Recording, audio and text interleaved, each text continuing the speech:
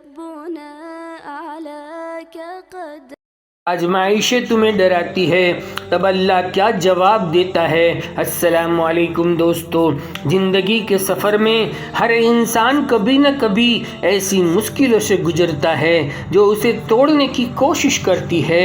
دل بھاری ہو جاتا ہے، آنکھوں میں آنسو آ جاتے ہیں اور یہ سوال دل میں اٹھتا ہے کہ میں ہی کیوں مجھے یہ سب جھیلنا پڑ رہا ہے؟ دوسرے لوگ اتنے زیادہ خوش تو ہیں۔ اگر ایسے ہی سوالات آپ کو ستا رہے ہیں نا، اور آپ چاہتے ہو ان اشاروں کو اور ان نشانیوں کو جن کے وجود میں آتے ہی ساری آزمائش سے ختم ہو کر خوشیوں کے اندر بدلتی جاتی ہے، تو سنو، ہر مشکلی، ہر درد اور ہر آزمائش ایک مقصد کے ساتھ آتی ہے۔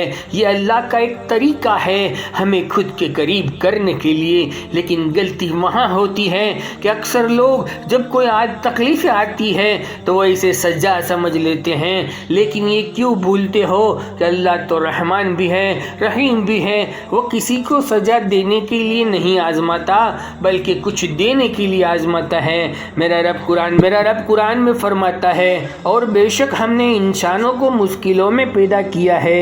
یہ مشکلیں اس لیے آتی ہے تاکہ تمہیں یہ احساس ہو سکے کہ تم اس دنیا میں اکیلے نہیں ہو، تمہارے ساتھ تمہارا رب ہے۔ وہ تمہارے ایمان کو جانچ کر اور مضبوط بنا رہا ہے۔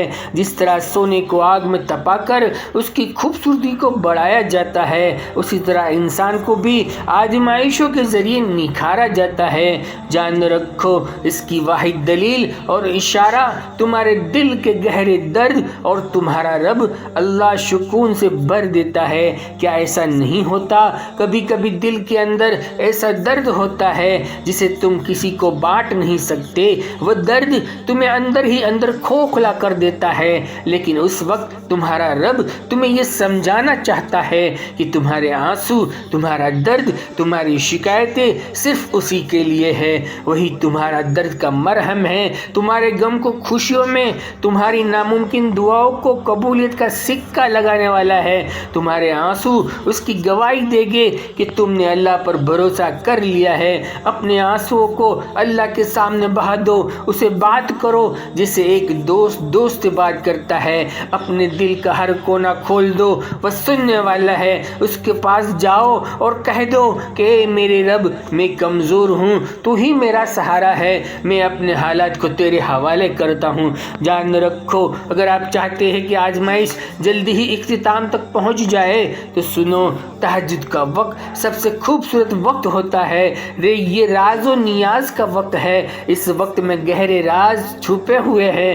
جانتے ہو، جب ساری دنیا سو رہی ہوتی ہے نا، اور تم اپنے رب کے سامنے جھک کر اپنے دل کا حال بیان کر رہے ہوتے ہو نا، تو میرا رب قرآن میں فرماتا ہے، جو لوگ راتوں کے وقت اٹھ کر اپنے رب کو پکارتے ہیں، ان کے لیے ہم نے بڑی نعمتیں رکھی ہے۔ جان رکھو، جب تمہیں لگے کہ اب اور سہا نہیں جا رہا، تب اپنے رب کو پکارو، اس کے آگے رو لو، تھوڑے آنسو بہا کر دل کو ہلکا کر لو۔ یقین کرو، تمہارا ہر آنسو، ہر ایک دعا بن کر اللہ کے تک پہنچ جاتا ہے۔ وہ تمہارے ایک ایک قطرے آنسو کا، ہر دل سے گزری ہوئی دعا کا بہترین بدلہ دے گا۔ بس یقین سے نہ ڈگمگانا۔ یاد رکھو، ہر آزمائش کے ساتھ اللہ کی مدد ضرور آتی ہے۔ میرا رب قرآن میں فرما رہا ہے، فَإِنَّ مَعَ الْعُسْرِ يُسْرًا، بے شک ہر مشکلی کے ساتھ آسانی جڑی ہوئی ہے۔ جان لو، اگر آج تمہاری زندگی میں اندھیرا ہے نا، تو یہ سمجھ لو کہ اللہ تمہارے لیے روشنی تیار کر رہا ہے۔ اگر آج لگے کہ تمہارے لیے سارے راستے بند ہو گئے ہیں، تو یہ مان لو اللہ تمہارے لیے ایک ایسا دروازہ کھولنے والا ہے جو تمہاری سوچ سے بھی بہتر ہوگا۔ اگر آپ کو ایسا لگتا ہے کہ اب دیر ہو رہی ہے، تو سمجھ لو کہ تمہارے گمان سے بہتر ملنے والا ہے۔ بس تمہارا صبر ہی تو ہے جو تمہیں اپنے رب کی رحمت سے نوازتا ہے۔ جب تم اپنے رب پر اچھا گمان کرتے ہو نا، تو وہ تمہارے لیے ایسے راستے کھولتا ہے جن کی تم نے کبھی سوچ بھی نہیں کی ہوگی۔ حدیث شریف میں آتا ہے جب کوئی بندہ اللہ پر توکل کرتا ہے اللہ اسے اس طریقے سے مدد دیتا ہے جو وہ سوچ بھی نہیں سکتا۔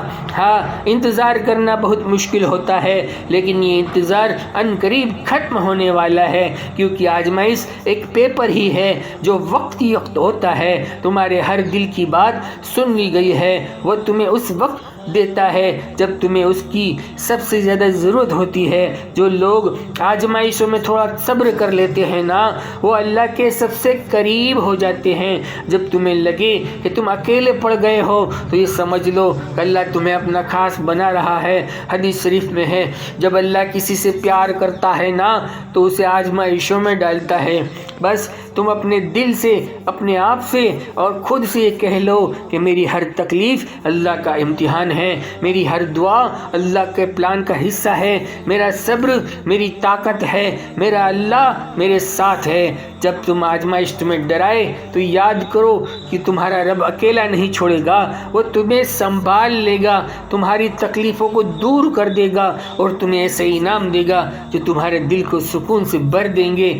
جان رکھو جب تمہارا رب تمہاری آزمائش کو ختم کرنے لگتا ہے نا تو اس سے پہلے ان کا ماحول بنا دیتا ہے، جیسے عید سے پہلے عید کا ماحول بن جایا کرتا ہے اور تمہارے اسباب اور ذریعے حیران کن راستے سے پیدا کرنا شروع کر دیتا ہے۔